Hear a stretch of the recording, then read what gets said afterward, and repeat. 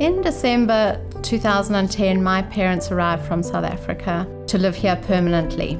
They had made a decision not to bring their furniture and a lot of their goods in a container, but rather just buy items for the unit that we had organised for them when they got here.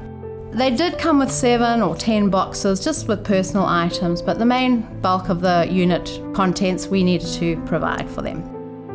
I was just starting to share this with friends at church and also friends in the community about my parents coming over at their ages, immigrating from South Africa, and people were just taking a hold of it. I remember in the church office one day, Mary Ann Keith phoned and said, "Oh, Veronica, by any chance, do you know anyone who needs a washing machine?" And straight away I said, "Yes, I do." So it was actually the washing machine that started the ball rolling. I then got friends just saying, "Well, what about a leather lounge suite? We're giving our leather lounge suite away. Would they like it?" And I'd say, "Yes."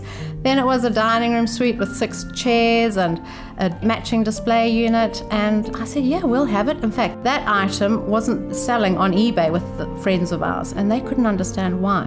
Well, I knew God had my parents' name on that dining room suite, and no one else was going to buy it from these friends of ours. Then we got a fridge and a beautiful plasma TV given to us. My parents have never owned such a big TV in their lives, and this was just a real special gift for them. You name it, we were almost getting a fully furnished unit for my parents before they even arrived. So I got to the stage where I thought I'd better start making a list of actually what items we're still needing.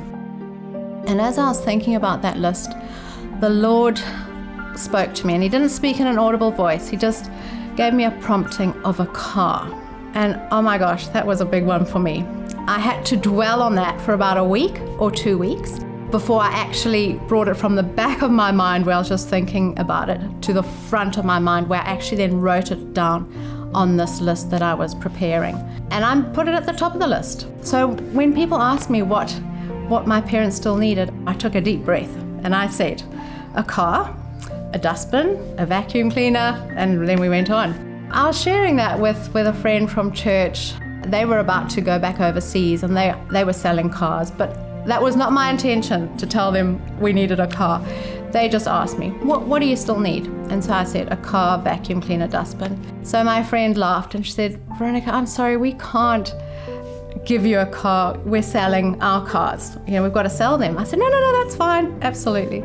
Anyway, later that day, I'm at home and this friend phones and she said, "Veronica, are you sitting down?" And I knew what was coming. She said, "Veronica, we've decided to give your parents one of our cars." Wow. I was not surprised because the Lord had told me that we were going to get a car, but I was just amazed at the goodness of God. This was the best car my parents have ever owned. God was just going above and beyond for my parents. And it was actually Ephesians 3:20 that I was standing on, because I could see God was just blessing my parents above and beyond. And I learned in that process not to limit God, not to underestimate what He can do, but to trust Him. And in that process, I got stretched myself. My faith got stretched and my imagination. But it was just a beautiful experience of just watching God giving the best to my parents. They got the best of everything. It wasn't just people's hand-me-downs that were ready for the tip. Oh no, they got wonderful, wonderful items for their unit.